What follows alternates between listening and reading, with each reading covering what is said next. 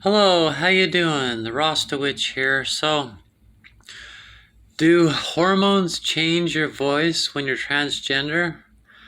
Um, if you're a trans man, they do. So, what hormones do is, um, you have a second puberty. When you're transgender and you go on hormones, you begin your second puberty. So, if you were born a boy and your first puberty was a male puberty, then your voice dropped and you all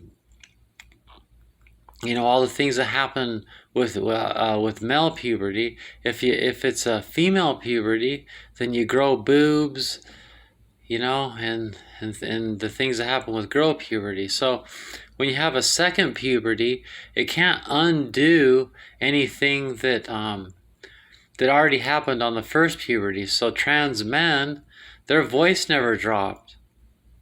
So therefore, when trans men take hormones, their voice drops. So that's why trans men have man voices, because the hormones give them that. But then again, their boobs don't dissolve just because they're on male hormones. So they have to have their breasts removed.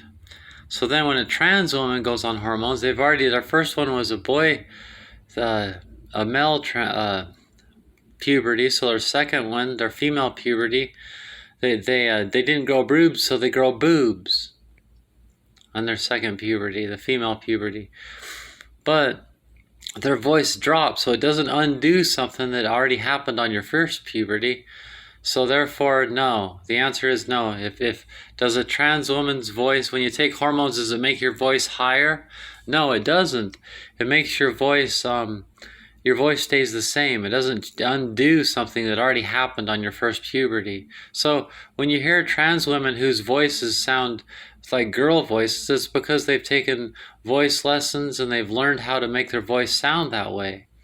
But the reason why I just all I do is I don't just make super like grotesquely boyish man voices. I just don't really care, because at first passing was really important to me till I'd been out of the closet transgender for 1 and 2 and 3 and 4 years, and I realized what the world's really like. And I basically I lost respect for humans.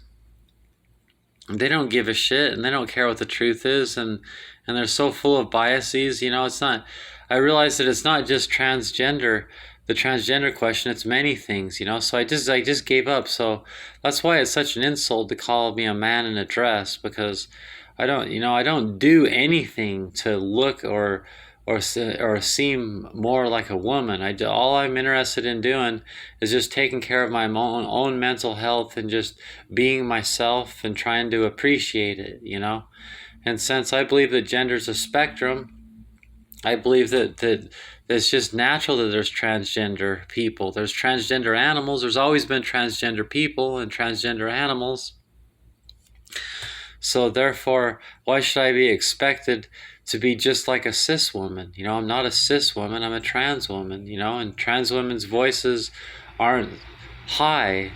They're the lower voices. So, but at the same time, I do make an effort to make things match. If I just spoke with just a grotesquely male voice, then that would be kind of selling myself short. It's just not a close enough match to who I am.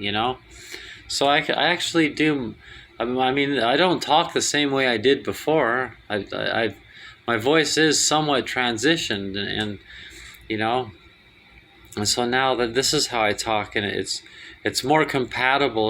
But yet, it's obvious that many people, especially children, I pass, they think I'm a natural born woman, and then as soon as I start talking, nobody thinks I'm a natural born woman anymore.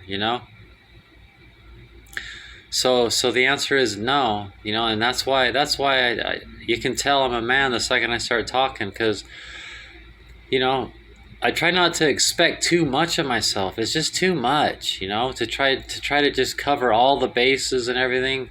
you know I just like, I'm just, it's kind of like that. If I think about it, I'll go crazy and I won't like myself, and I'll just be heartbroken. So I just tell myself that it doesn't really matter that much.